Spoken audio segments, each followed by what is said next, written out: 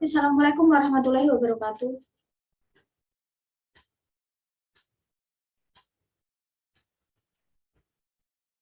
Okay, good evening everybody. Thank you very much for joining this class today. Jadi saya ucapkan terima kasih kepada para mahasiswa yang telah join di Zoom. Barangkali ada yang join di YouTube, silahkan. Jadi untuk absensi silahkan write your name and your identity number ya. Silahkan untuk tuliskan nama sama name ya. Nah, jadi nggak perlu menuliskan kelas ya, karena dari name sudah ketahuan kelasnya ya. Jadi silahkan bisa absensi mengisi di kolom Zoom ataupun di room YouTube ya. Nah, jadi bisa absen di salah satunya saja, di Zoom atau di YouTube. Nah, jadi untuk materi kali ini ya, untuk pertemuan kali ini kita online meeting ya. Jadi karena memang dikarenakan memang kondisinya juga sedang seperti ini ya, jadi hari ini kita Zoom meeting sama live YouTube. Nah, jadi untuk pertemuan berikutnya kita akan seperti apa, Miss? Nah, jadi untuk pertemuan berikutnya kita lihat situasi dan kondisi dulu ya. Apakah katakanlah kita mau online atau offline ya. Nah, oke. Seperti yang pernah kita diskusikan sebelumnya, bahwa setelah UTS kita akan membahas tentang section yang ketiga, yaitu structure sama written expression. Setelah sebelumnya di UTS kita sudah listening sama reading ya sebagai latihan soal, maka setelah UTS ini kita fokus ke structure and written expression ya. Jadi kita fokus ke grammar. Nah, kita ada 3 kali pertemuan ya. Jadi hari ini ya kita ke 10-11, next week 2 minggu berikutnya kita ke 12-13 dan kita terakhir di 14-15 ya. Jadi kita masih ada 3 pertemuan untuk membahas structure and written expression. Karena untuk materi ini penguasaan grammar itu memang cukup harus diperlukan, sementara kita juga harus flashback materi grammar apa yang barangkali pernah kita bahas di bahasa Inggris 1 ataupun di bahasa Inggris 2 ya. Nah, terus kalau TOEFL ya, TOEFL itu yang kemarin kita listening sama reading. Kemarin kan kalau soal listening kan ada 50 ya. Soal listening ada 50, waktunya memang harusnya sekitar 35 menit ya. Cuman kemarin ya kita sebagai belajar aja, oh ternyata soal listening itu memang seperti itu ya. Jadi soal listening itu banyaknya soal ya segitu, jenis soalnya seperti model pola soalnya yang seperti kalian sudah kerjakan kemarin. Terus beberapa topiknya, terus untuk audio kemarin juga saya pisahkan ya, barangkali ada yang mendengarkan sampai selesai. Nah, jadi untuk listening kemarin memang speakernya itu adalah native speaker, jadi bukan orang Indonesia, bukan orang dalam negeri ya, tetapi memang asli dari native speaker, dari orang luar yang memang berbicara bahasa Inggris. Nah, terus setelah listening, kita kemarin ada reading comprehension, reading section. Nah, di reading kemarin itu soalnya juga 50. Nah, soal kemarin juga 50, terus teks-teks atau jenis teks yang digunakan ya seperti itu ya, teks-teks ilmiah. Mungkin bisa mencakup berbagai bidang keilmuan, ya seperti yang sudah kalian kerjakan kemarin. Terus pola-pola tipe soalnya memang tidak jauh berbeda dengan apa yang pernah kita bahas di pertemuan terakhir sebelum UTS. Nah, terus kalau reading tuh harusnya memang waktunya sekitar 55 menit ya. Mungkin toleransi 5 menit sekitar 60 menit. Nah, terus kalau yang section ketiga ini biasanya section apa ya, waktu untuk pengerjaannya lebih cepat ya. Structure and written expression itu pengerjaannya itu hanya 25 menit saja. 25 menit soalnya ada 40. Jadi, ya, apa sih yang diuji dalam tes ini? Kalau listening menguji kemampuan kita dalam memahami, misal dalam kita memahami, menyimak suatu pembicaraan yang diucapkan oleh speakers misal. Nah, kalau reading kemarin tujuannya untuk apa? Menguji kemampuan kita di dalam memahami bacaan atau teks tertentu. Nah, Terus kalau structure and written expression tujuannya adalah untuk menguji kemampuan atau pemahaman kita terhadap grammar. Nah, jadi ketika di structure and written expression, skill yang harus kita kuasai yaitu adalah grammar ya. Jadi pola soalnya itu ada dua, yaitu pola structure dan pola written expression. Nanti kita akan lihat beberapa contoh soalnya. Nah, jadi waktunya ada 25 menit ya. Soalnya 40. Jadi sekitar satu nomor itu ya nggak ada sampai 40 detik. Jadi memang harus cepat ya. Nah, biasanya ketika structure and written expression itu ada di sesi terakhir, tapi biasanya ada yang reading dulu, ada yang structure dulu, tapi ada yang structure dulu baru reading. Tapi setiap saya mengikuti beberapa, biasanya structure di akhir. Nah, biasanya kalau tes yang sesi ini dia di akhir ya, di akhir itu biasanya udah cenderung capek, lelah. Karena apa? Dia sudah lelah di reading. Reading itu teksnya banyak, bacaannya banyak, ya kan? Apalagi kalau terus nggak paham isinya, nggak paham artinya apalagi, nah itu biasanya cukup menguras energi di reading. Biasanya habis reading itu pasti capek, entah itu capek, ngantuk, lelah itu biasanya muncul ya, karena orang kan pasti akan baca. Ya. Nah, biasanya kalau di dalam structure and written expression itu banyak yang mungkin tidak kelar dalam artian sudah lelah di reading dulu ya, 55 menit hampir 1 jam, habis itu ke structure yang waktunya itu sangat singkat. Biasanya jadi waktunya itu kan cukup hampir 2 kali lipat lebih cepat kan, harusnya itu 55 sampai 60 menit, lalu ini cuma sekitar 25 menit, nggak sampai setengah jam, dan itu biasanya waktunya akan lebih cepat dan kita cenderungnya biasanya kayak reading agak lama gitu. Nah, jadi apapun ya, misal nanti ketika kalian itu mengikuti ujian TOEFL ya, entah itu TOEFL yang real atau TOEFL prediction, itu usahakan semua section itu dijawab.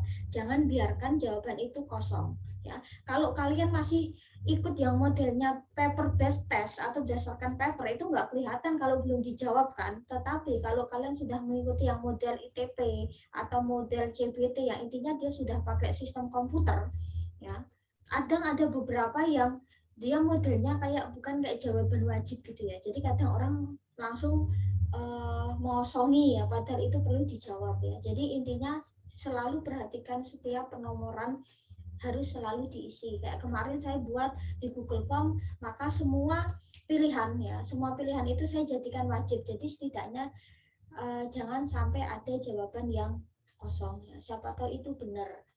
Nah, seperti yang tadi saya bilang, structure sama written expression ya. Structure itu ada 15 soal, modelnya adalah kayak incomplete sentence ya. Jadi kita disuruh memilih jawaban yang benar ya. Kita disuruh memilih jawaban yang benar. Nah, sedangkan model katakanlah ya, atau mungkin sedangkan model written expression itu modelnya adalah underline words. Jadi kayak kita disuruh mencari jawaban yang malah salah. Nah, itu yang cukup membedakan ya, cukup membedakan. Nah, untuk yang model kedua, yang modelnya written expression itu soalnya ada 25, yang structure itu 15 soal. Nanti kita akan lihat beberapa sampel contoh ya, sampel atau contoh soalnya kayak apa.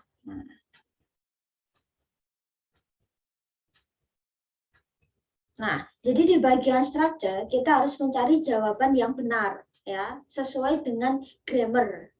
Sedangkan pada written expression kita mencari jawaban yang salah dari kalimat yang digarisbawahi. Nah, jadi kalau di structure kita mencari 3 opsi itu ada katakanlah yang salah. Kita harus cari yang benar untuk melengkapi kalimat agar sesuai dengan grammar. Terus yang kedua, yang written expression, kita disuruh mencari jawaban yang salah. Jadi ada satu kalimat yang intinya yang 3 pilihan itu dia berdasarkan grammar ya, tetapi yang satu itu tidak berdasarkan grammar. Nah, kita disuruh memilih jawaban yang salah. Kadang kalau di seksi written expression itu banyak orang yang salah. Ya, kenapa? Karena malah milih jawaban yang benar, karena itu termasuk pengecohnya banyak ya, karena Kalau kan lebih gampang mencari jawaban yang benar daripada jawaban yang salah. Ya, karena biasanya kalau pada sesi written expression itu pada sering dikosongi karena apa? Anggapan kita bahwa oh ini opsi A adalah benar, opsi B kok benar, berarti itu yang salah. Berarti jangan kita pilih kalau ada secara grammar itu malah benar, cari yang sekiranya grammar itu salah ya. Jadi ada 3 opsi grammar yang benar, 1 yang salah. Kalau structure kebalikannya, 3 grammar yang salah, ada 1 yang benar, itulah yang dipilih. Nah, jadi untuk model structure itu seperti ini ya. Jadi kayak ada model pilihan ganda seperti ini, nanti kita disuruh pilih jawaban yang benar ya. Biasalah kayak multiple choice pada umumnya. Nah, modelnya seperti ini. Dan pilihannya cuma A, B, C, D ya, jadi cuma A, B, C, D, nggak sampai E. Nah, model soalnya seperti ini ya, jadi dikosongi kita tinggal memilih jawaban apa yang sekiranya benar. Nah, itu di structure. Sedangkan di modelnya written expression, ya, written expression itu modelnya kayak error identification. Jadi kayak kita mengidentifikasi mana yang salah. Nah, contohnya gini modelnya. Nah, jadi misal di sini ada 1 kalimat ya.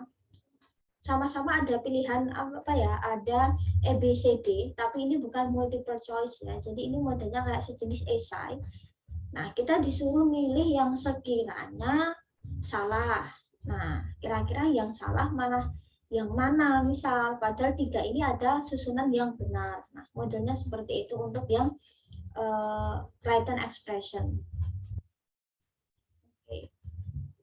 Terus kita akan ke materi di structure. Nah, jadi gini, structure dan written expression, kayak kemarin saya pernah bilang, listening itu kan ada beberapa bab ya. Kemarin sudah saya berikan ya link video, barangkali untuk bahan belajar katakanlah. Di situ ada beberapa video ya. Kalau di part A, part B, part C itu ada sekitar 30-an video kan untuk pembelajaran skill ya, dalam artian topik atau kunci dalam listening. Terus kalau yang kedua, kemarin ada reading. Reading itu sebenarnya memang tidak begitu banyak skill yang harus dikuasai ya, beda sama listening karena memang ada skill 1, skill 2 di part A, part B, part C itu banyak. Reading itu nggak begitu banyak. Nah, di structure and written expression ini cukup banyak sekali bab yang harus dipelajari. Ada sekitar 60 bab materi grammar dalam soal 40. Jadi, babnya itu ada sekitar 60 skill ya. 60 skill tetapi soalnya 40. Berarti bisa saja ada 20 materi yang dia tidak masuk soal ya. Jadi ada 20 materi yang tidak masuk soal. Nah, jadi biasanya modelnya bisa acak ya untuk materi biasanya di structure and written expression itu biasanya materi grammarnya bisa acak ya. Jadi enggak tapi bisa juga ya, misal untuk skill 1 itu nomor 1, skill 2 nomor 2 kayak listening yang kemarin ya, itu cukup urut. Jadi karena bab grammar itu ada 60 bab, kita nggak mungkin selesaikan dalam 3 hari ya. Jadi mungkin hanya sebagian saja yang saya terangkan, nanti selebihnya saya berikan mungkin rangkuman materi, barangkali nanti bisa membantu ya untuk mengerjakan nanti pas UAS. Jadi untuk 60 bab ya kita paling bahas 10 bab itu menurut saya juga sudah terlalu banyak ya. Tapi nanti saya ambil yang beberapa materi yang mungkin penting ya, yang cukup penting di dalam structure and written expression.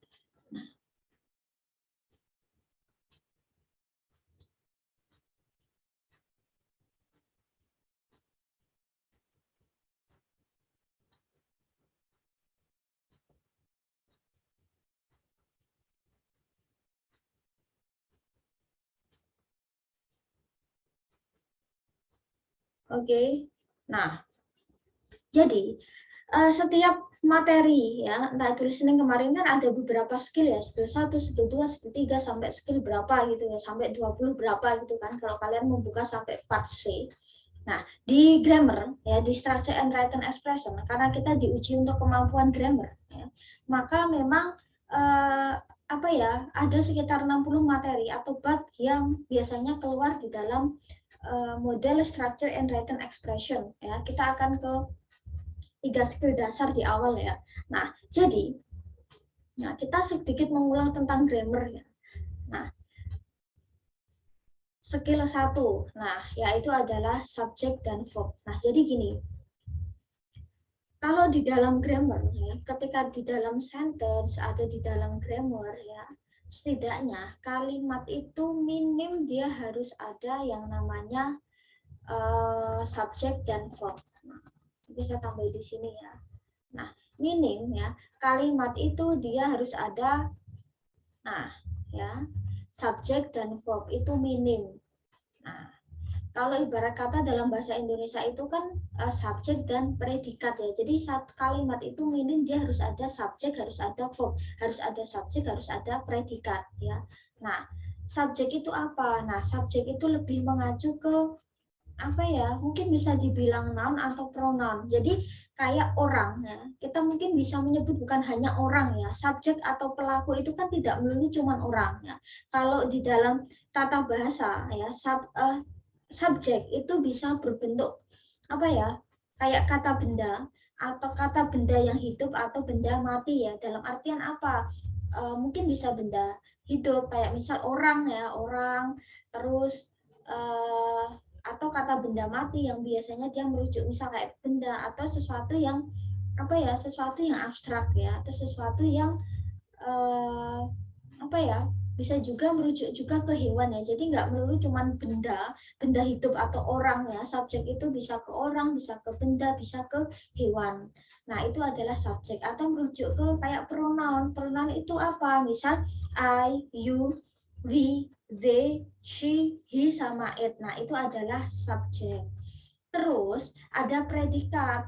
Nah, predikat itu apa? Predikat itu adalah verb, kata kerja. Jadi ada pelaku, ibarat kata ada cara kerja atau mungkin kerja ya, kata kerja. Kira-kira si pelaku ini sedang melakukan apa misal atau mengerjakan apa. Nah, jadi minim kalimat itu harus ada subjek dan predikat, subjek dan verb.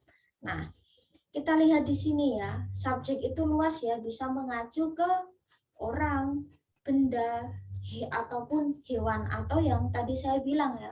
Nah, noun itu mungkin bisa ke orang, mungkin bisa benda, ataupun hewan.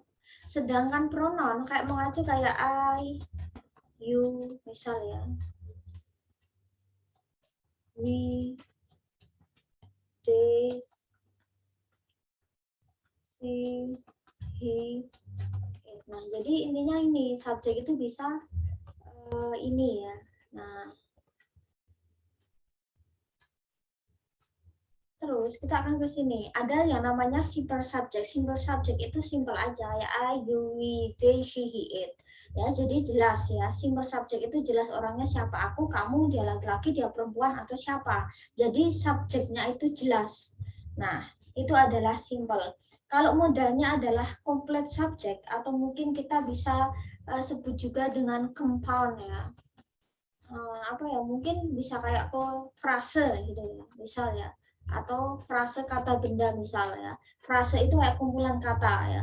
Misal itu juga bisa jadi subjek, jadi lebih komplit subjeknya. Misal nggak cuman I, you, we, they, she, he, it, tetapi mungkin he itu apa? Oh, he itu adalah the strong man. Misal, she itu siapa? Ya, jadi dia ada versi komplitnya yang menerangkan si subjek. Apa misal the beautiful girl itu sebagai she ya. Terus apalagi misal they itu kalau misal katakanlah komplit subjeknya apa? Misal the students. Nah, atau misal it ya.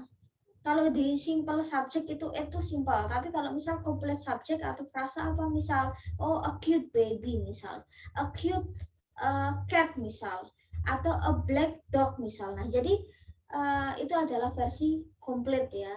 Nah, jadi subjek itu nggak melulu cuman ayu widi si it ya, tetapi dia bisa lebih luas dari situ. Seorang gadis cantik, seorang bayi yang lucu ya, seekor anjing berwarna hitam misalnya, seekor kucing yang lucu misalnya, itu bisa jadi subjek. Terus kita akan ke compound subject ya.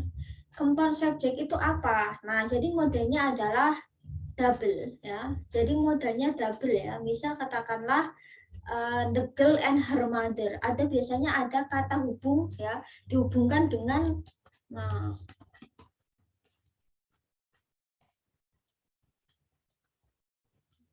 dan biasanya itu harus setara. Misal the girl and her mother. Ibu seorang gadis dan ibunya. You and I, kamu dan aku. Nah, jadi biasanya subjeknya itu terdiri dari dua atau lebih dan biasanya dia bisa dihubungkan dengan kata and gitu ya. Nah, terus kita akan ke predikat. Nah, jadi predikat itu adalah verb ya. Verb itu berarti identik dengan katakanlah what the subject is doing. Kira-kira si pelaku sedang ngapain, misal melakukan apa misal. Nah, salah satu contohnya ya, verb itu apa misal. Nah, di sini kita lihat ya. Ada beberapa jenis verb misal. Kata kerja itu apa? Ada kata kerja yang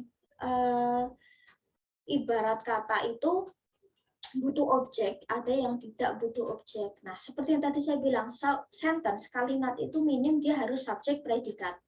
Kalau misal ada model atau apa ya, formula kalimat yang dia adalah SPO atau SPOK, kalau itu dalam dunia bahasa Indonesia ya misal, itu kan ada kalimat itu harus subjek, predikat, objek, kata keterangan, subjek, predikat, objek. Kan harus seperti itu kalau di dalam bahasa Indonesia. Nah, kalau di dalam bahasa Inggris tidak harus seperti itu. Kalimat minim harus ada subjek dan verb. Minim harus ada subjek dan verb. Kalau di dalam bahasa Inggris itu ada yang namanya kata kerja yang dia bisa dikasih objek. Objek itu apa toh? Objek itu sesuatu yang dikenai, sesuatu yang jadi sasaran verb misal. Ya. Misal apa? Misal katakanlah, nah, contohnya misal I eat. Nah,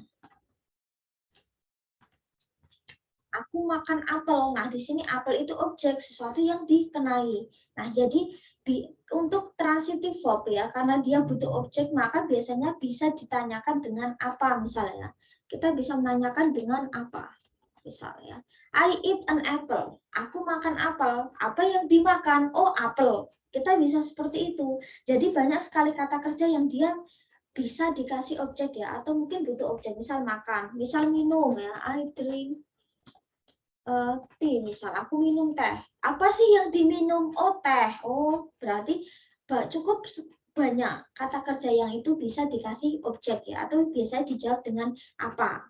Nah, misal makan, minum, apalagi ya, misal membuka, close, open, membuka, write, menulis, dan banyak lagi ya. Nah, jadi contohnya banyak sekali ya. Misal verbnya apa? Misal ada eat ya, makan apa? Drink, misal open, misal close. Terus apalagi ya, bring, apa yang dibawa? Misal buy. Nah, misal cut, misal. Nah, jadi banyak sekali ya yang bisa dikasih objek dan biasanya bisa ditanyai dengan apa. Terus ya, kita akan ke sini intransitif. Nah, intransitif itu nggak butuh objek, it doesn't not object. Nah, kita nggak bisa nih menambahkan dengan kata, misal katakanlah apa gitu ya. Nah, nggak bisa karena ada yang kata yang dia tidak butuh objek. Kita bisa bertanyanya mungkin kapan, di mana. Nah, contohnya apa misal? Nah,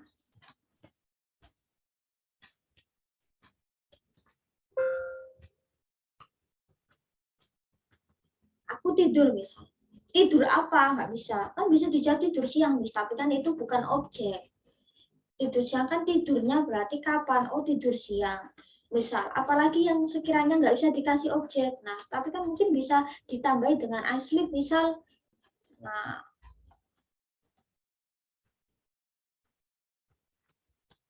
misal ini hanya misal ya. Aku tidur, misal tidur apa nggak bisa. Mungkin bisanya apa? Tidur di mana atau tidurnya kapan. Nah, jadi seperti itu. Terus misal apalagi ya?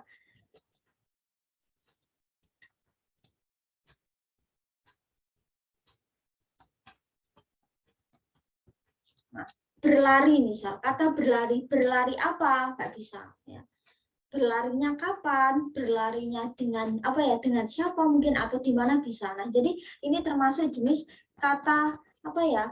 Yang dia tidak bisa dikasih objek. Ya. Kalau dalam bahasa Inggris itu seperti itu. Nggak semua kata kerja itu bisa dijadikan sasaran ya. Seliperan apalagi arrive sampai meet misal menemui ya menemui misal menemui apa bisa sih ya arrive misal terus apalagi ya walk misal berjalan berjalan apa kan nggak bisa ya. Nah jadi ini hanya beberapa contoh ya yang dia nggak bisa dikasih objek. Jadi minim kalimat itu saya cuma bilang I sleep, I eat, I run misal. Nah itu sudah termasuk sentence ya kalimat ya. Jadi sudah ada subjek, sudah ada verb selesai. Nah, misal menangis misal. Nah, terus apalagi tertawa. Nah, jadi sebenarnya memang banyak sekali ya. Terus kita akan ke sini. Terus berenang juga termasuk ya. Misal kayak swim misal berenang apa nggak bisa. Nah, swing misal, nah duduk misal, duduk apa kan nggak bisa. Nah, jadi duduk di mana, duduknya kapan, nah itu baru bisa. Nah, itu adalah salah beberapa jenis verb ya. Terus, apalagi nih misal auxiliary verb atau kita bisa disebut mungkin helping verb atau apalagi ya linking verb. Nah, contohnya apa? Contohnya adalah ini ya. Kayak kata can, could, misal. Oke, misal ada kata can, could, must, misal. Can itu untuk present ya, could itu untuk past tense. Ada can, could, may itu boleh, must itu harus. Ada shall, misal, will. Nah, ought to. Nah, jadi ada kata seperti ini ya, ada kata seperti itu ya. Nah, terus apalagi ya? Nah, ini present dan past dalam to be. Nah, jadi gini, to be itu adalah verb. To be itu kata kerja. Jadi kalau misal kita mengenal yang namanya to be present itu apa? Is, am sama are. To be past tense apa? Was sama were. Ya.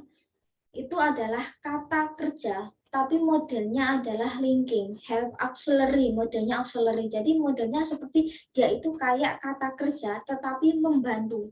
Dia bukan kata kerja utama, tetapi kata kerja yang fungsinya membantu. Dan ini bisa disebut verb, iya. Nah, cuman ya modelnya itu cukup berbeda verb yang pada umumnya. Kalau dalam bahasa Indonesia kan nggak kenal yang namanya to be, ya nggak ada to be. Tetapi kalau dalam bahasa Inggris itu ada to be, tetapi fungsinya apa? Sebagai verb atau kata kerja. Nah, kita akan ke sini. Ya. Kita akan ke sini. Jadi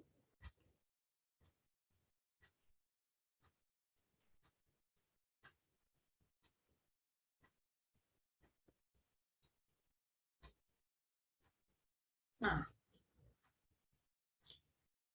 kalau di dalam bahasa Inggris ya, kalau di dalam bahasa Inggris mungkin saya akan ketikkan di sini ya.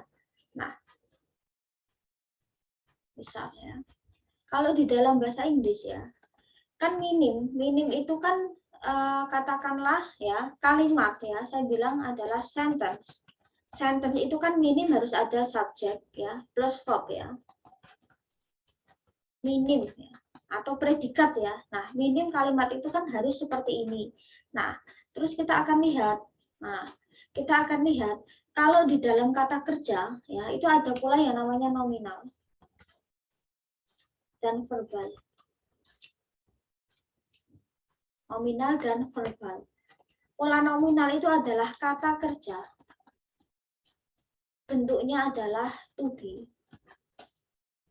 Mungkin bisa to be SMA atau was were ya. Jadi mungkin to be present atau past tergantung waktunya ya. Nah,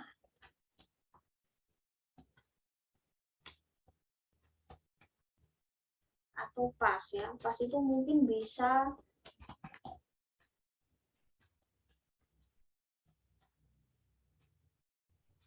to be present ataupun to be past ya. Misal katakanlah kata was, were. Nah, intinya gini ya. Itu adalah bentuk nominal.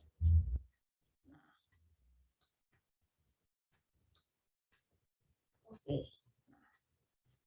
Terus penggunanya seperti apa? Konsepnya gini. Jadi nominal itu ketika kita tidak menemukan kata kerja, kita menggunakan verb tetapi bentuknya adalah to be ya, misal. Ya. Ketika kita tidak menemukan kata kerja, kita gunakan verb to be. Nah, misal apa? Ya. Bedanya kan kalau di dalam katakanlah di bahasa Indonesia sama bahasa Inggris itu kan cukup beda ya. Misal apa? Ketika saya pengen, misal saya seorang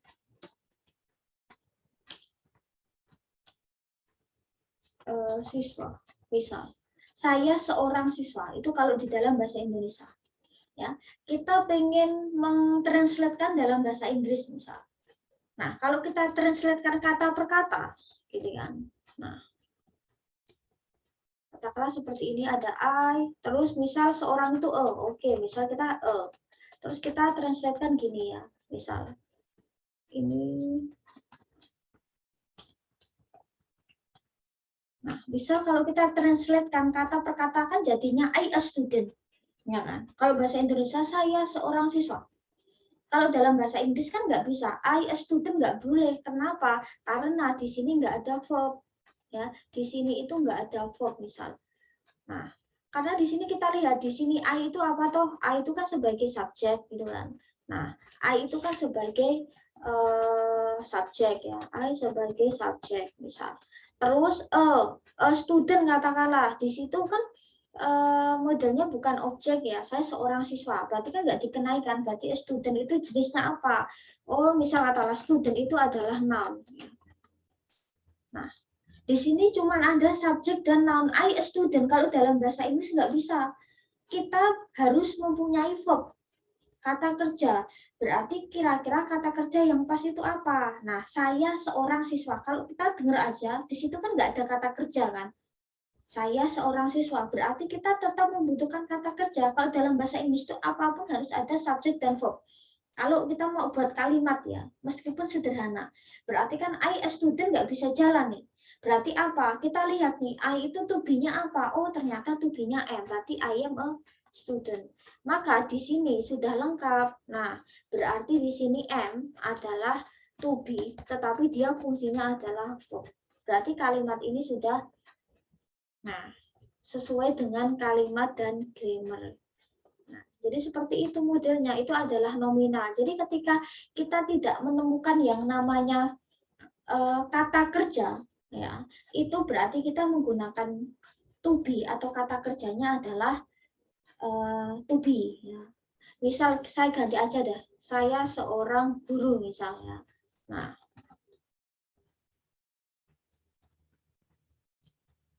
ini kan sama polanya. Nah,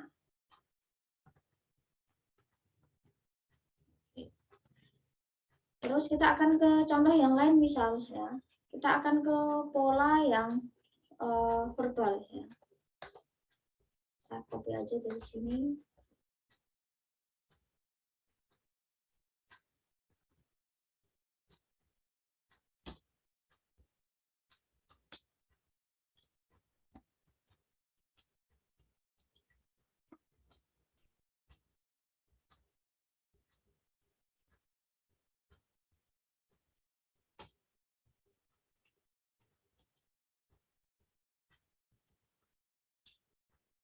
Misal, saya bekerja. Misal ada kata seperti ini. Di sini kita lihat, tadi saya adalah seorang guru, berarti menunjukkan bahwa profesinya adalah guru gitu ya. Nah, di situ nggak ada kata kerja, saya seorang guru. Nah, berarti bagaimana caranya? Kalau dalam bahasa Inggris kita harus tetap gunakan verb ya. Nah, karena kalimat itu harus ada subjek dan verb. Misal kalau katakanlah kita yang pola verbal ya. Pola verbal itu kata kerjanya bentuk verb ya. Nah, ketika kita menemukan kata kerja, kita gunakan verb yang seharusnya. Mungkin bisa verb 1 atau mungkin verb 2 misal, atau verb 3, verb ing misal, dan sebagainya. Nah, misal saya bekerja sebagai seorang guru. Kita translatekan. Saya bekerja itu apa? Oh, ada kata bekerja. Bekerja itu apa bahasa Inggrisnya? Work. Berarti I work. Ya. As a teacher. Nah, di sini ada verbnya. Nah, inilah fungsi verbal. Kalau yang tadi adalah, nah ini adalah fungsi nominal. Jadi ketika kita nggak menemukan kata kerja, gunakan to be, tapi ketika kita modelnya seperti ini, ya, kita gunakan verb. Jadi secara makna sama, misal, I am a teacher, aku seorang guru. Dengan I work as a teacher, aku bekerja sebagai seorang guru. Secara makna sama, cuman kayak pola kalimat, ya, penggunaan verbnya aja yang beda. Kalau secara makna ya udah, saya seorang guru dengan saya bekerja sebagai seorang guru itu sama, esensi maknanya sama. Ya dia itu guru misal, saya itu guru misal. Nah, berarti kan dia lengkap. I sebagai subjek misal ya, terus verbnya dia bentuknya adalah work sebagai verb. Nah, jadi itu yang paling dasar nih. Ini yang paling dasar sekali dalam kalimat ya, pola verbal dan nominal. Nah, terus kalau pola nominal katakanlah ya. Terus contoh apa lagi ya? Oke, kita lihat di nominal yang lain ya, misal ya. Contoh lain misal katakanlah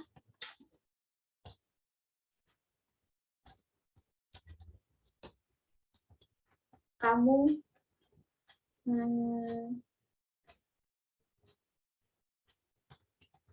kamu cantik misal. Nah, di sini kita lihat aja kamu cantik. Misal you beautiful, nggak bisa. Ya, you beautiful nggak bisa. Oke, kita kan kurang verb ya. You itu sebagai subjek, beautiful sebagai adjektif. Nah, di sini kan. You dia sebagai subjek. Terus beautiful dia sebagai kata sifat. Di sini kan nggak ada kata kerja, berarti nah di sini ada tulisan cuman kamu cantik. Berarti kita gimana caranya biar kalimat itu kalau dalam bahasa Inggris itu dia ada subjek, ada verb, berarti kita tambahkan aja. Oh kira-kira you tuh punya apa? Oh berarti you are. Ya, berarti you are beautiful. Nah di sini baru nanti udah lengkap nih. Ya, sudah lengkap. Di sini terus a dia sebagai verb to be. Nah, ini modelnya seperti ini. Nah, contohnya kayak gini untuk yang nominal. Misal katakanlah kita lihat contoh yang lain ya. Nah, aku di sini sekarang. Di sini sekarang misal kira-kira apa? Nah, nah di sini itu here, I here, now misal. Kan nggak bisa, aku di sini sekarang, di sini nggak ada kata kerja. Berarti gimana caranya kita harus nambah verb nih? Biar ada subjek, ada verb. Berarti kita lihat, I itu to be-nya apa ya? Misal am gitu ya. Berarti I'm here now, aku di sini sekarang. Berarti di sini sudah lengkap nih ya. I itu dia sebagai subjek misal ya. Terus ya itu adalah M itu adalah verb ya. Terus dia adalah keterangan tempat, misal ini cuma nama aja ya, now keterangan waktu.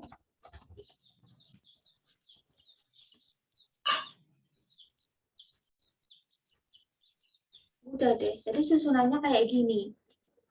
Nah, cukup jelas. Jadi ketika kita nggak menemukan apa itu kata kerja, kalau dalam bahasa Inggris gimana caranya? Kita harus membuat ya kalimat itu harus ada kata kerjanya, yaitu dengan to be. Nah, modelnya adalah seperti itu. Contohnya kalau kita lihat di sini. Nah, I was sad. Aku sedih misal. Aku sedih bukan I sad. Ya, berarti harusnya I am sad misal. Ya. Terus katakanlah apalagi misal dia kaya misal, nggak bisa cuman he sama rich, nggak bisa. Kita tetap gimana caranya kita harus menambahkan verb, misal he is rich, dia kaya. Nah Misal seperti itu ya. Jadi biasanya to be itu diikuti oleh non verb biasanya ya. Mungkin bisa saya tambahkan di sini. Jadi to be itu biasanya dia diikuti oleh non verb ya. Saya tambahkan di sini saja.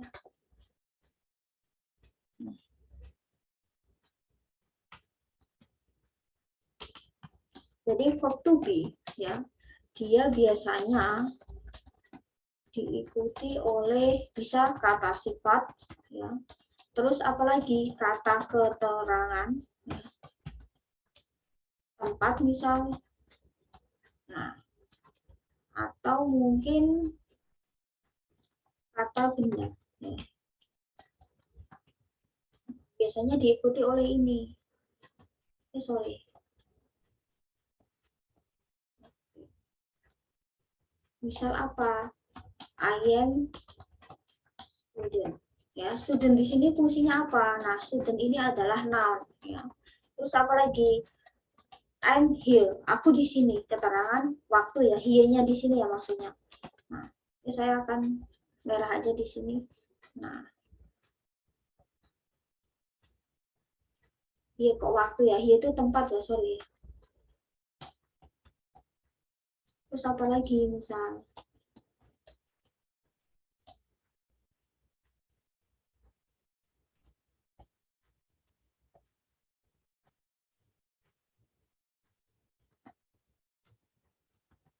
Aku pandai misalnya, ini adalah kata sifat. Clever-nya di sini. Nah, jadi kayak gitu.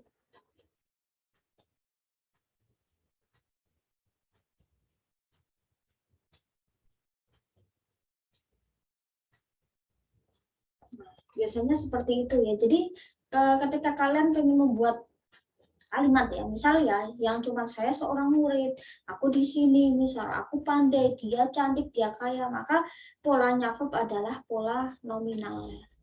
Nah, itu yang paling dasar sekali, itu memang harus dikuasai, paling dasar di dalam structure and written expression. Nah, kalau di dalam TOEFL, itu ini baru bab 1. Bab 1 di structure and written expression, biasanya keluarnya di nomor 1. Nah, biasanya ada berbagai masalah yang muncul di TOEFL. Terkait dengan subjek dan verb. Yang pertama apa? Nah, subjek atau verbnya dalam kalimat itu enggak ada. Berarti ada yang hilang, entah subjeknya hilang atau verbnya hilang. Ya. Nah, yang kedua, subjek dan verbnya sama-sama tidak ada, hilang semua. Yang tiga, ekstra subjek, barangkali subjeknya itu ada beberapa ya, mungkin dia lebih dari satu, atau verbnya itu dia double verb. Ya, modelnya double verb. Nah, kita akan lihat untuk masalah yang pertama. Kalimat tidak memiliki subjek. Nah, seperti ini. Ada kata was backed up for miles on the freeway. Biasanya kalau di dalam soal ya, misalnya kalau di structure ya, terkadang ketika kita cenderung mengartikan itu akan cukup banyak memakan waktu. Kenapa? Karena soalnya itu 40, waktunya berapa? 25 menit. Nah, karena waktunya 25 menit kan termasuk waktu yang cepat banget ya, apalagi kalau soal 40. Nah, ketika kalian nanti cenderung mengartikan, itu biasanya cukup memakan detik waktu yang banyak ya. Jadi, usahakan ya. Mungkin kalian yang penting mengidentifikasi subjek dan verbnya dulu, itu yang pasti. Identifikasilah subjek dan verbnya dulu tanpa kalian harus mengartikan semuanya. Kayak yang kita harus cari subjeknya apa, verbnya apa. Nah, kuncinya di situ. Mungkin kalimat ini itu hilang subjeknya atau mungkin hilang verbnya. Nah, di sini kita lihat, di sini ada kata was, tanpa saya harus mengartikan ya. Ada kata was. Was tadi yang dibilang mustira, was itu kan to be kan, to be past tense kan. Maka di sini adalah kata kerja. Itu pasti. Nah, berarti kita sudah menemukan nih, was itu adalah kata kerja. Kalau kalimat itu kan minim harus subjek dan verb kan. Nah, minim dia harus ada subjek, harus ada verb. Di sini kalimat sudah ada verb, berarti kita kehilangan subjek. Berarti fungsinya kita adalah mencari subjek itu apa. Yang mana? Kita akan analisis ya. Yang A, yesterday itu keterangan waktu, bisa nggak jadi subjek pelaku? Nggak bisa. Ya, subjek itu kan tadi ada dua. Kalau nggak noun, ya pronoun kan. Kalau nggak benda hidup, benda mati, atau pronoun I, you, we, they, she, he, it. Nah, berarti A nggak mungkin. Yang B, in the morning, keterangan waktu. Ini juga nggak mungkin. Ini kata keterangan nggak bisa jadi subjek. Nah, yang memungkinkan adalah C sama D, kata benda. Traffic itu kemacetan. Cars itu mobil. Nah, kita lihat di sini verb sama subjek itu harus sinkron. Sinkron dalam artian apa? Ya, harus sinkron. Oh, ketika I menggunakan am, you menggunakan a, we, they menggunakan a, misal she, it menggunakan is, misal ya. Kalau modelnya adalah past tense, berarti I menggunakan was, misal I, terus you menggunakan were, they itu were, misal she, it menggunakan was. Nah, kira-kira kita lihat di sini. Ketika subjeknya tunggal, dia juga harus ikut tunggal. Ketika dia jamak, harus jamak. Ya. Misal gimana? Traffic. Nah, di sini itu adalah kata benda sama dengan D, tapi di sini tunggal. Kalau di sini cars jamak. Kalau benda ya, dia biasanya di ending s, atau s itu kan mau bentuk jamak kan, berarti banyak. Kata gantinya kan kemungkinan D kan. Berarti kita lihat di sini ada was itu tunggal, to be tunggal. Maka kita cari noun yang sekiranya juga tunggal, yaitu adalah C. Ya, kalau di sini kan D bisa mis, iya, D itu benar dia noun, tetapi kita lihat di sini kan ada mobil-mobil, berarti jamak ya. Berarti kalau dia jamak menggunakannya kan bukan was, tetapi harusnya were. Nah, kan gitu kan logikanya. Nah, jadi seperti itu. Jadi, meskipun kalimat itu minim dia harus ada subjek dan verb, setidaknya subjek dan verb itu harus sesuai. Ya, harus sesuai. Nah, mungkin saya bisa tambahkan di sini ya. Nah, intinya sentence itu ya. Sentence itu iya minim ya, dia harus ada yang namanya subjek plus verb ya, atau subjek dan verb. Tetapi tidaknya ini harus sesuai ya, atau sesuai dengan yang namanya subject verb agreement ya.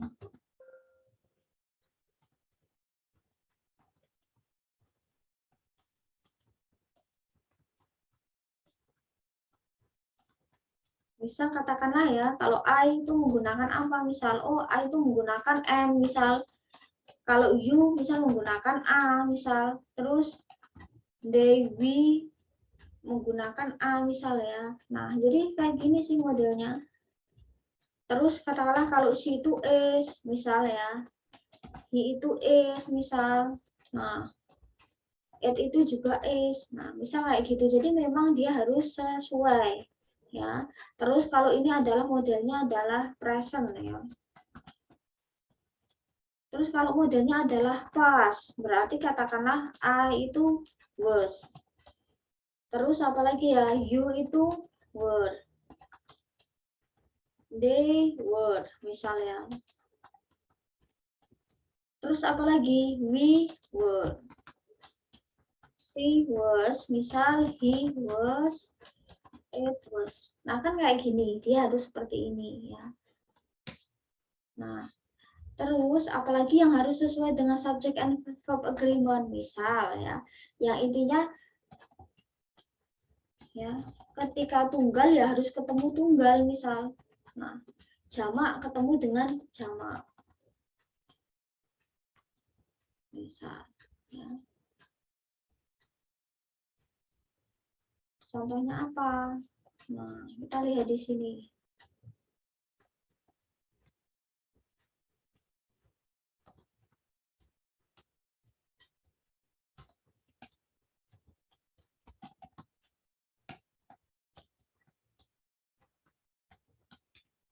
Misal, the girl is beautiful. The girl, di sini kita lihat. Nah, the girl itu sebagai subjek. Oke, the girl, oh karena gadisnya satu, berarti kan kata gantinya apa? Kan sebagai she kan. Nah, berarti kan di sini ya, di sini itu the girl itu sebagai she. Maka dari itu to be-nya adalah is. Nah, jadi modelnya harus itu. Jadi ketika dia tunggal ya dia ketemu tunggal, ketika katakanlah dia jamak ya harus jamak.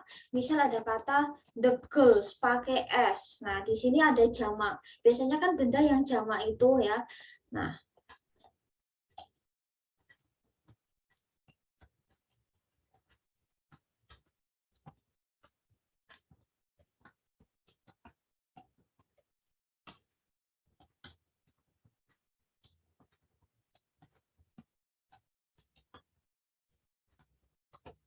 nah, misal kayak gini kan, biasanya kan untuk membentuk jamak ya, biasanya.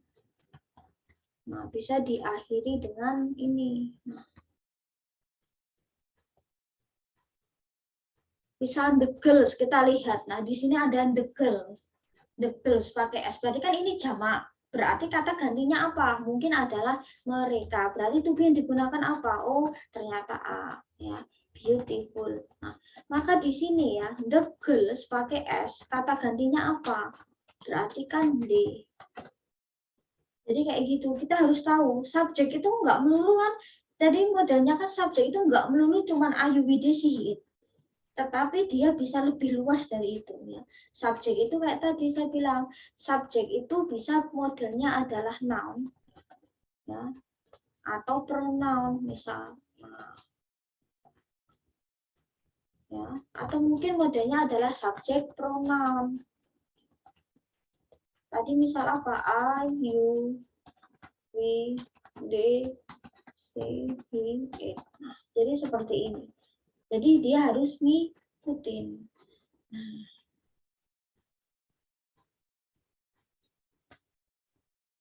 terus misal satu lagi, kadang kalau udah kita berbicara baru sentence kalimat dasar itu memang banyak sekali ya.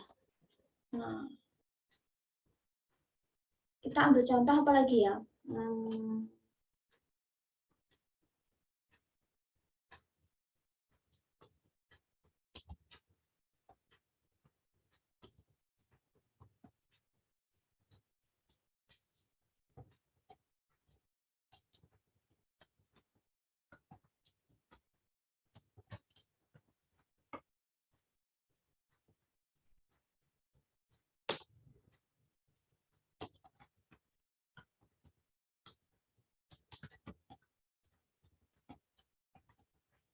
The boy plays game sama the boys play game.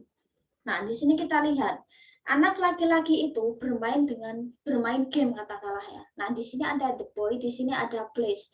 Nah, kalau kita mungkin masih ingat ya kalau konsep present. Ya, kalau konsep present tense itu kan kalau untuk they misalnya we, I, sama you ya. Untuk verbnya kan dia tanpa menggunakan ending s atau es. Sorry. Nah, kalau subjeknya adalah she, he, sama it, gitu ya.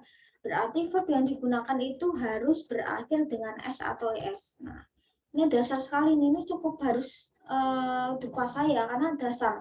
Nah, jadi kalau kita di sini lihat, nah di sini ada the boy plays game. Kenapa di sini pakai s? Karena the boy itu kata gantinya apa toh? The boy itu kan sebagai he kan. Kalau kita lihat di bawah the boys, ya, kayak tadi saya bilang subjek itu enggak, subjek itu luas, si he itu bisa diperluas ya. The boys di sini kan berarti kan jamak ya. Nah, berarti di sini kata gantinya bisa mereka. Maka dari itu kita lihat juga. Nah, di sini kita lihat. Nah, di sini kan kelihatan bahwa kalau subjeknya adalah ayuwide, dia kata kerjanya tidak pakai SES ya. Kalau kata kerjanya si dia pakai SES. Nah, ini kalau di present tense ya. Sama halnya, katakanlah kalau misal katakanlah saya pengen apa ya, the students. Sebenarnya konsepnya sama ya, jamak atau tunggal. Jadi seperti itu. Jadi memang harus sinkron, subjek dan verb dia harus sinkron. Nah, itu adalah dasar. Nah, jadi maka dari itu antara C sama D mana kita lihat mana yang sekiranya tunggal. Nah, berarti yang tunggal adalah traffic. Ya, kalau cars itu jamak, kalau dia jawabannya cars ini harusnya were, bukan was. Nah, jadi jawabannya adalah C. Itu yang pertama. Nah, jadi seperti itu. Terus, nah di sini ada kata backup nih misal. Nah, ketika kalian menemukan to be plus verb 3. Verb 3 itu apa? Ya, kayak kita kembali ngulang lah. Verb 1, 2, 3 apa? Misal, eat, at, eaten misalnya. Eat, at, eaten. Berarti verb 3 eaten. Verb 3 biasanya digunakan untuk membentuk pasif. Ini bahasa Inggris 2 ini harusnya ya.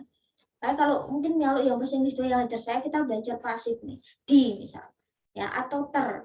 Nah, berarti kalau kalian menemukan to be plus verb 3, itu adalah pasif yang artinya di atau ter.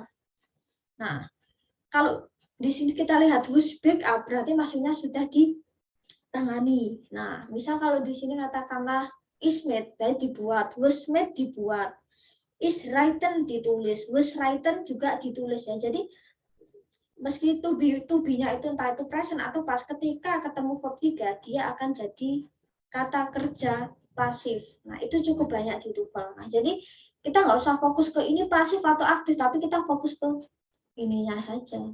Nah, tanpa harus saya mengartikan semua. Sama hanya misalnya ini was ringing continuously for hours. Di sini ada kata kuncinya, ada was, ada ringing, ada to be plus verb ing. Berarti ini adalah to be-nya apa? Oh, to be-nya adalah past continuous ya. To be-nya apa? To be plus verb ing. Rumusnya di situ ya. To be past plus verb ing. Nah, kita cari yang sekiranya di sini ada was, ya, ada to be nih, ada was ringing. Yang penting kita fokusnya kan to be. Oh, berarti ini verb. Berarti nggak ada subjek. Mana yang sekiranya bisa jadi subjek? A nggak bisa. A itu loudly itu keterangan cara. Dengan keras, misal. In the morning keterangan waktu nggak bisa jadi subjek. Nah, berarti antara C sama D kita lihat kira-kira mana yang tunggal. Ya, was itu kan cenderung tunggal kan, karena yang mau pakai cuma I, she, he sama it kan, berarti tunggal ya. Berarti kita pilih yang C. Kalau the bells itu jamak, maka kalau di sini the bells, maka di sini jadinya harusnya were. Seperti itu. Nah, itu baru kalimat yang kehilangan subjek. Yang kedua, kalimat itu tidak memiliki verb. Kalau tadi kalimat itu tidak punya subjek, maka kita cari kalimat yang tidak memiliki verb. Nah, kira-kira apa? Misal ada seperti ini, ya. Seperti yang tadi saya bilang, ya. Kalimat minim harus ada subjek dan verb. Harus ada subjek, harus ada verb. Nah, di sini kita lihat ada newspapers, koran-koran. Ini adalah noun. Biasanya dia jadi subjek ya, karena diletakkan di awal kalimat. Nah, subjek misal. Terus every morning and every evening, keterangan waktu ya. Oke, ini kan optional kan. Berarti kita cari di sini sudah ada subjek newspaper. Kita cari verbnya mana yang bisa jadi kata kerja itu apa. Nah, kita lihat delivery. Delivery itu pengiriman, itu noun ya, bukan verb. Kalau verb itu deliver. Kalau deliver itu verb.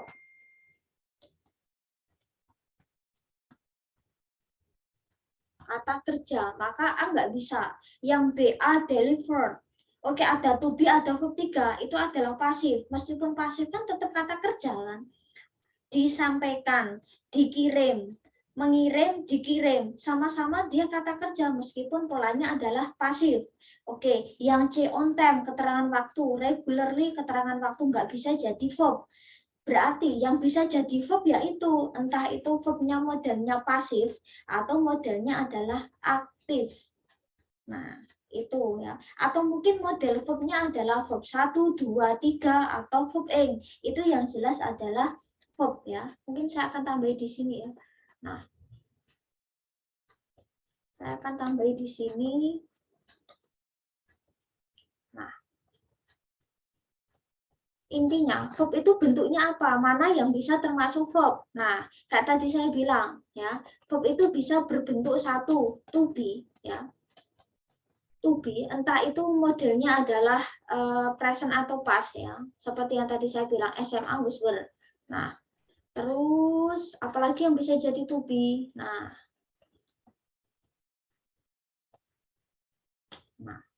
ya, to be present atau past misal. Oke, saya nah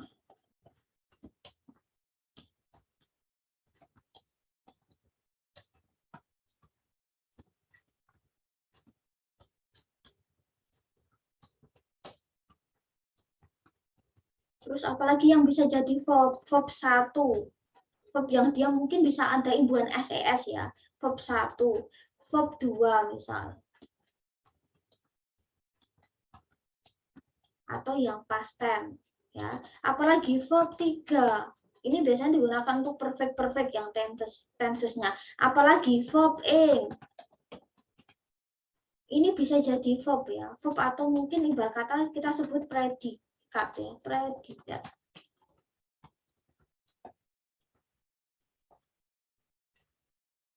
Nah, apalagi? Nah, kayak tadi saya bilang, ketika kalian menemukan to be, ya entah itu modelnya adalah present atau past. Terus ketemu verb 3 ya. Maka dia akan disebut pasif dan itu sama-sama juga dia bisa tergolong verb. Jadi intinya gini ya, verb itu to be, verb 1, 2, 3 atau yang tadi saya bilang modal, sorry ya. Saya tambah di sini. Nah, modal verb itu apa ya, kayak tadi ya, misal kata can, may, should, will, shall, nah kayak gitu. Oke, misal ya, berarti otomatis B kan jawabannya. Kita akan kedua, sama polanya sama, engineers di sini ada subjek ya, jamak. Oke, berarti gimana caranya kita cari yang verb. Nah, kelihatan sekali ya. Oke, yang verb itu biasanya cukup kelihatan. Nah, langsung yang B, A, needed. Ya, meskipun bentuknya adalah pasif. Terus, selanjutnya, kalimat ini tidak memiliki subjek dan verb. Sudah memiliki sih, tapi kurang sempurna. Nah, mungkin ada yang hilang nih. Nah, apa misal kita lihat di sini. Nah, di sini ada kata the plane, ada landing. Berarti kalau kita lihat di sini ada the plane itu kan subjek. Berarti dia sudah ada subjeknya. Oke, udah ada subjeknya. Terus di sini ada kata landing, ada verb ing. Berarti ini verb. Kalimat ini kan sudah penuh, Miss. Sudah cukup. Ada subjek, ada verb. Nah, kita fungsinya apa terusan kalau di sini sudah komplit? Nah, barangkali ada verb yang tidak komplit. Nah, berarti gunanya kita apa? Mengkompliti ya, kita adalah memenuhi atau melengkapi verb yang benar. Kalau kita dilihat di sini dari it is jawabannya ya. Jawabannya adalah it is katakanlah. Kita lihat di sini. Nah, it is itu kan tadi saya bilang, it itu kan subjek kan? Dia sebagai pronoun. Berarti ini adalah subjek. Is tadi apa? To be. Berarti dia verb kan? Berarti di sini ada subjek, ada verb. Katakanlah kalau kita masukkan di sini. Misal ya, kita misal ya. Nah, di sini the plane itu kan subjek, iya. Di sini ada it, kan nggak bisa. Kalimat itu nggak bisa double subject. The plane it is, nggak bisa. Maka jawabannya A nggak bisa. Is landing benar bisa. Is landing kan present continuous boleh. Ya, berarti A nggak bisa karena ada it. Berarti kan double subject nggak boleh nih. Yang kedua, ada it really is. Nah, di sini is landing bisa, tapi di sini ketemu it lagi. It itu subjek, the plan subjek, double subjek nggak boleh. Nah, terus berarti ini salah. Terus kita lihat di sini ada C is, the plan is boleh. Di sini ada subjek, di sini verb boleh. Tetapi kita kalau naikkan ke atas, the plane is descending landing. Ing ketemu ing, berarti double verb nggak boleh. Nggak bisa, berarti salah. Berarti yang benar adalah yang D, will be landing. Dia adalah salah satu tenses yaitu future continuous. Di sini sudah ada terangannya.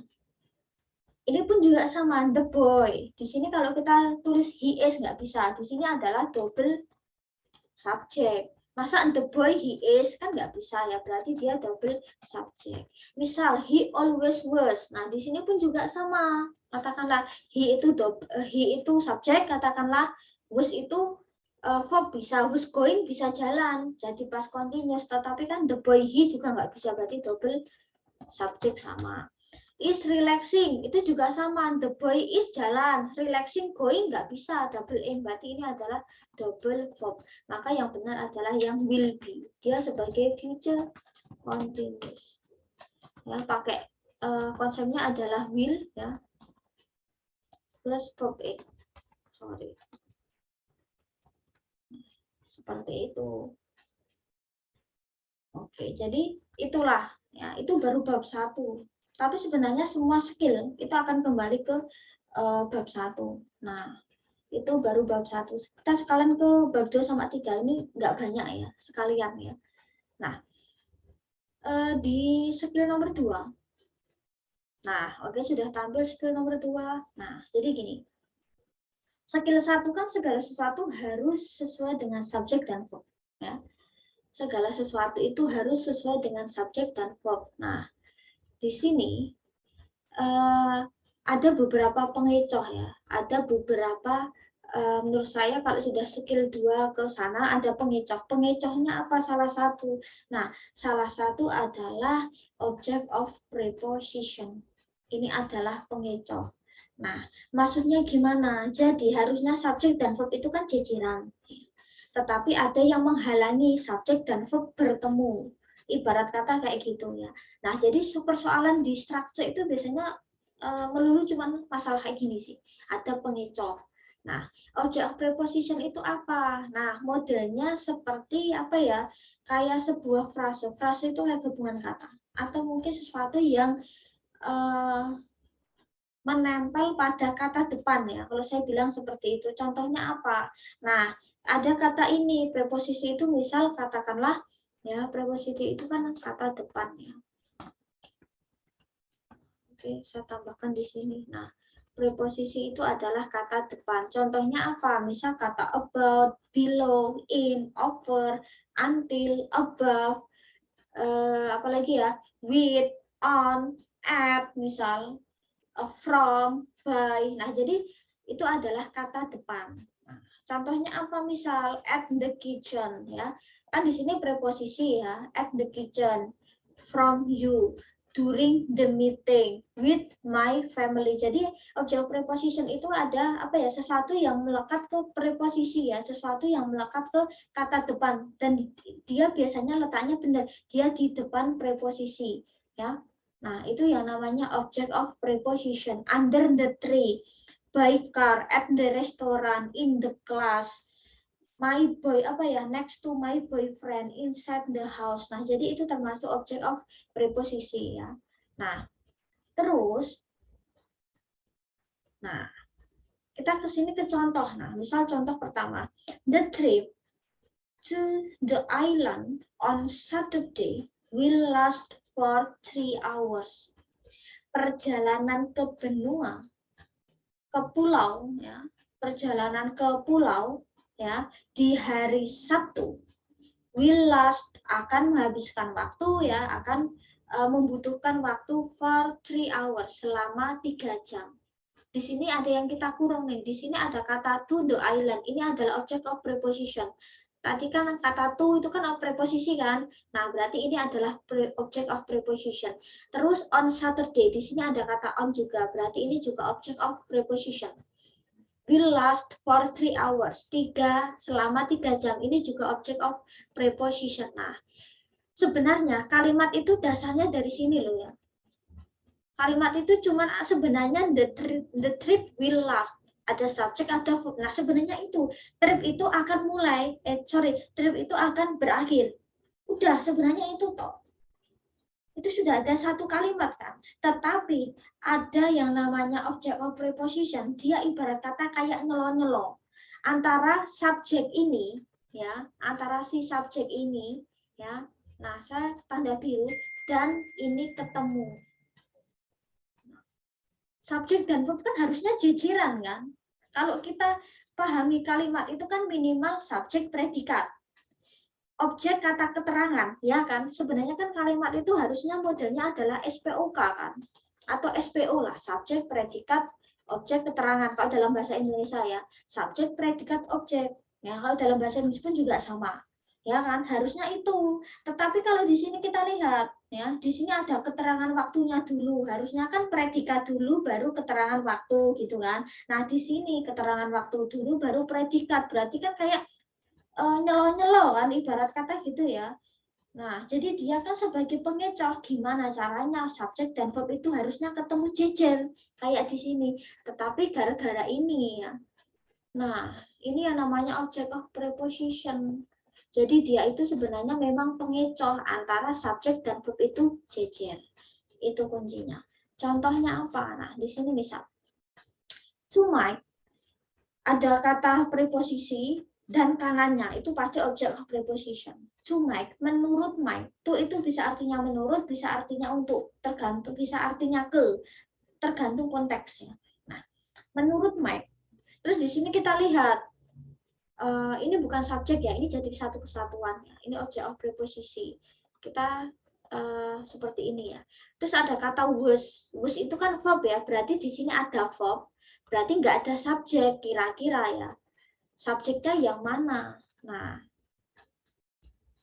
berarti manakah yang bisa jadi subjek? Nah, bisa katakanlah really. Really itu adverb, keterangan ya. The party, noun, bisa. Kita lihat yang C sama D. Funny itu adjektif kata sifat. Nah, ini nggak bisa jadi subjek kan. Nah, terus apalagi when, kata keterangan waktu. Nah, berarti di sini nggak bisa jadi subjek. Yang memungkinkan jadi subjek itu yang mana adalah the party, noun. The party, dia tunggal kan. Terus di sini kita lihat verbnya apa? Verbnya itu adalah was. Kalau di sini the parties, maka di sini harusnya jadinya were. Nah, jadi modelnya seperti itu, sama kembali ke skill 1, subjek dan verb harusnya jejeran. Nah, gara-gara ini loh, object of preposisi itu ibarat kata yang nyelok-nyelok pengecoh antara subjek dan verb harus bertemu. Nah, di sini sudah ada, sama hanya misal di sini. With his friend, dengan temannya, found the movie theater. Dengan temannya, di sini kita lihat, di sini ada with, itu adalah preposisi, his friend itu berarti dia satu kesatuan ya, with his friend. Nah, ini adalah namanya object of preposisi. Di sini ada kata found. Found itu kan past tense dari kata find kan, dari kata, nah, find, found, nah ya kan. Nah, berarti ini mungkin bisa berdua atau bertiga. Nah, berarti di sini sudah ada subjek nih. Berarti kita butuh, di sini sudah ada verb, berarti kita butuh yang namanya subjek. Kira-kira mana yang bisa jadi subjek? Nah, has itu kan verb, nggak bisa. Terus, he pronoun bisa. Yang C, letter, noun itu kan bisa jadi verb, Miss. Iya, kita juga lihat ke konteks kalimat. Letter phone nggak bisa, karena kalau kita masa surat menemukan, kalau misal surat ditemukan bisa atau seperti apa, tapi harus ada to be-nya kan. Nah, berarti nggak mungkin yang C. Apalagi yang D, keterangan waktu. Kalau yang C mungkin masih bisa, tetapi nggak bisa, karena di sini cuma ada verb tiganya aja, kita nggak ada to be, berarti yang C nggak mungkin. Nah, berarti yang mungkin adalah yang B. Nah, jadi modelnya adalah seperti itu. Sama halnya misal with her best friend. Di sini berarti object of preposition. Di sini ada enter verb, maka kita butuh yaitu subjeknya apa? Oh, she. Jadi seperti itu ya untuk yang skill kedua. Nah, kita akan skill terakhir. Ya. Skill terakhir. Nah, oke.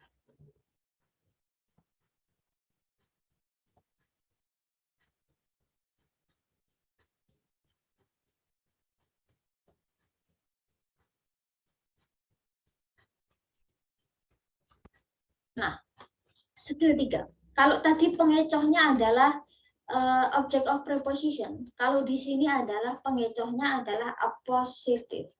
Appositive itu apa? Nah, positif itu seperti apa ya? Jenis kata. Ya, saya bilang kata atau sesuatu yang menerangkan subjek. Ya, jadi, nah, saya bilang dia mendeskripsikan siapa? Subjek yang berbentuk ya, subjeknya itu kan bisa berbentuk kata benda atau kata atau kata ganti ya. Saya langsung edit di sini ya. Nah, jadi kata yang dia menjelaskan subjeknya, misal apa? Nah, kita lihat di sini contoh. Positif itu diletakkan bisa dua cara ya. Yang pertama itu bisa diletakkan di belakang subjek yang dijelaskan. Misal yang merah ini ya positif ya, misal Miss Tira, an English lecture. teaches English online. Miss Tira, seorang dosen bahasa Inggris, mengajar bahasa Inggris online. Nah, di sini ada ini, positifnya yang ini yang saya kurung. Sebenarnya kan kalimatnya cuma ini kan, Miss Tira teaches English online. Oh, Miss Tira itu she, maka dia kata kerjanya pakai S gitu kan. Nah, Miss Tira mengajar bahasa Inggris online. Sebenarnya itu aja. Cuman ada positif, jadi ada sesuatu yang menjelaskan subjek, yaitu Miss Tira misalnya. Miss Tira, seorang dosen bahasa Inggris. Nah, itulah positifnya itu. Jadi, dia menerangkan, Miss Tira itu siapa? Oh, seorang dosen bahasa Inggris misal. Oh, nah jadi seperti itu. Atau dia biasanya bisa diletakkan di depan atau subjek ya, di depan subjek yang dijelaskan misal ya. Sama halnya Miss Tira mengajar bahasa Inggris online, tetapi ada yang menjelaskan seorang guru bahasa Inggris, Miss Tira, maksudnya ada seorang guru bahasa Inggris namanya Miss Tira mengajar bahasa Inggris online. Nah, jadi seperti itu. Cuman pola diletakkannya aja yang berbeda. Bisa diletakkan sebelum subjek atau setelah subjek.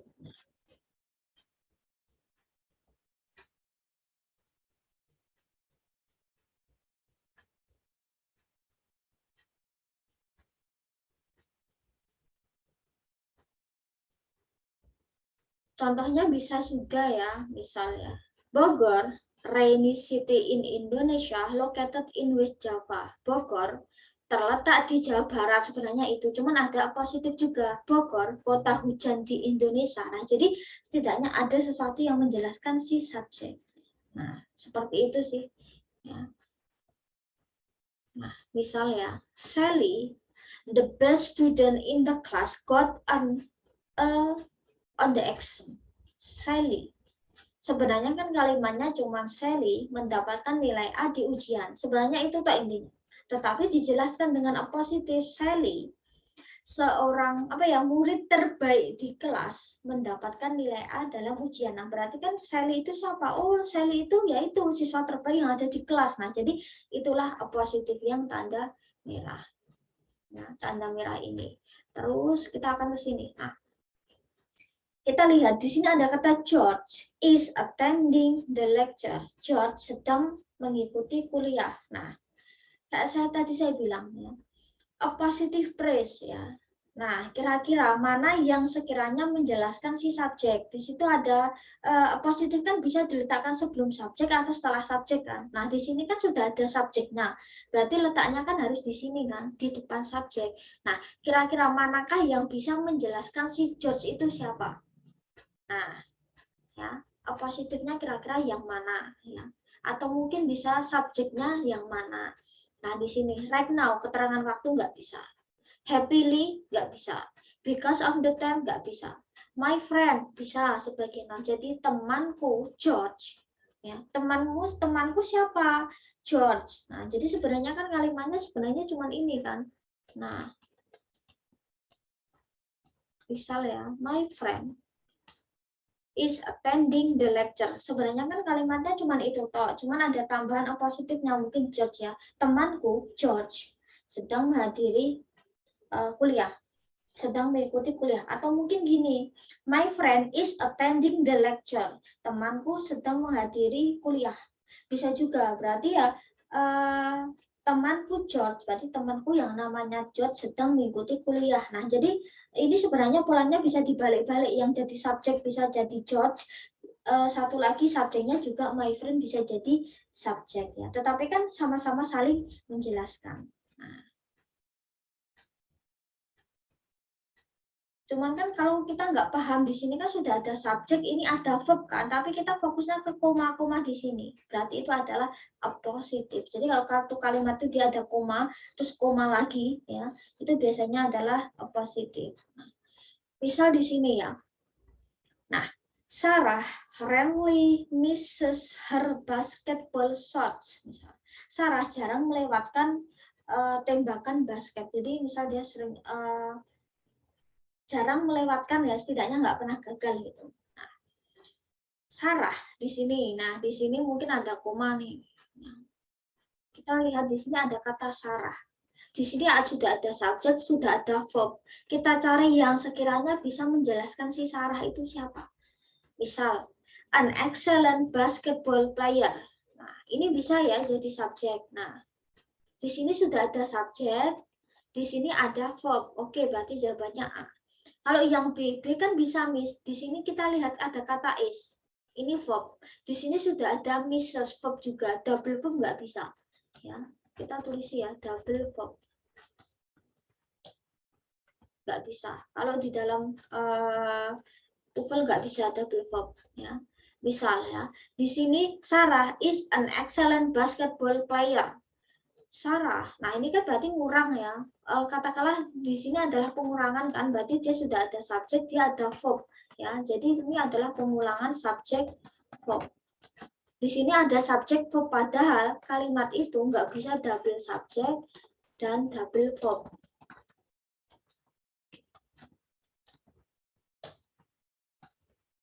Nah, berarti ini salah. Terus ini juga sama. Nah, ya, di sini udah ada subjek, ada verb. Kita cuma butuh yang menerangkan Sarah. Oke, her excellent basketball play. Nah, di sini sudah ada subjek, di sini ada verb. Maka di sini pun juga sama. Dia itu juga sudah ada subjek dan verb dan double subjek dan double verb ya. Nah,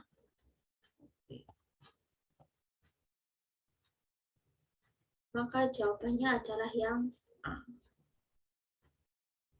Oke, seperti itu contohnya. Oke. Jadi ininya itu ya untuk skill 1, 2, 3. Nah, kita ketiga skill dulu. Karena ini baik skill yang cukup dasar ya. Nah, untuk materi akan saya share via grup saja ya. Kayaknya di e-learning memang belum saya kirim ya, tapi insya Allah secepatnya. Atau saya kirim di grup saja nanti biar cepat. Nah, jadi intinya gitu ya. Dan struktur itu kan ada 60 bab, sementara kita baru 3 bab aja, mungkin udah ada yang pusing ya. Ini baru dasar banget ya. Oke, jadi mungkin yang akan saya yang akan saya terangkan paling hanya beberapa bab di awal, jadi selebihnya ya insya Allah materi atau mungkin PowerPoint atau buku yang akan saya berikan ya. Jadi siapa tahu bisa untuk belajar. Nah, terus apalagi ya? Nah, jadi intinya kesimpulannya, the conclusion is setiap skill itu pasti berkaitan, hampir ya. Semua akan kembali ke skill 1. Skill 1 itu intinya subjek dan verb harus jajaran. Nah, itu intinya gitu ya. Nanti setiap skill dia akan sama. Subjek dan verb itu kunci pertama. Jadi identifikasi subjek dan verbnya dulu. Harusnya kan dia jejer. Tapi barangkali ada yang mengecoh kayak tadi. Apalagi ya? Objek preposisi ya, jadi dia mengecoh antara subjek dan verbnya seperti apa. Terus barangkali yang nomor tiga yang tadi oppositif itu juga bisa jadi pengecoh ya. Ya, sebenarnya subjek dan verbnya sudah ada. Kalau yang ketiga itu subjek dan verbnya ada, cuman gara-gara oppositif itu terkadang kan kayak muncul yang tadi soal yang terakhir tadi kan. Jadi ada subjek dan verb baru akhirnya. Nah, padahal kuncinya yang di ketiga itu adalah bagaimana kita cari kata yang menjelaskan si subjek. Ya, dia bukan dia intinya nggak bisa tidak boleh harus ada verb ya, karena verbnya sudah ada. Jadi gimana caranya kita bisa mencari yang sekiranya menjelaskan si subjeknya itu siapa, intinya itu. Nah, mungkin itu saja yang bisa saya sampaikan pada pertemuan kali ini. I think that's all this meeting today. Thank you very much for your attention. Kita ketemu di next 2 weeks again. Harapannya kalau misal kita bisa online, mungkin bisa online ya. Kalau harapan saya sih saya pengen online, karena apa? Rekaman ya. Kalau saya tuh gini, ketika kita nggak masuk kuliah, setidaknya kita bisa tahu di sini ada kuliahnya. Setidaknya kuliah itu record ya, terekam. Kalau saya sih mending gitu, daripada kalau misal kita tatap muka di kelas ada yang nggak masuk, terus nggak paham materinya. Nah, itu kan juga rugi di mahasiswa juga, sementara kita nggak punya recording ya. Nah, jadi kalau barangkali kita mungkin bisa online seperti ini, setidaknya ada rekaman yang masih tersimpan. Jadi kita bisa buka sewaktu-waktu, misal ketika kita nggak masuk. Nah, seperti itu ya. I think this meeting today. Thank you very much for your join. Ya, terima kasih telah hadir di Zoom and YouTube. See you next 2 weeks again. Intinya keep positive thinking, selalu berpikiran positif. keep your health. Jadi selalu jaga kesehatan kalian ya. Semoga juga kalau kita sehat, kuliah sama kerja insya Allah juga sama-sama lancar begitu ya. Nah, jadi sekian. Wassalamualaikum warahmatullahi wabarakatuh.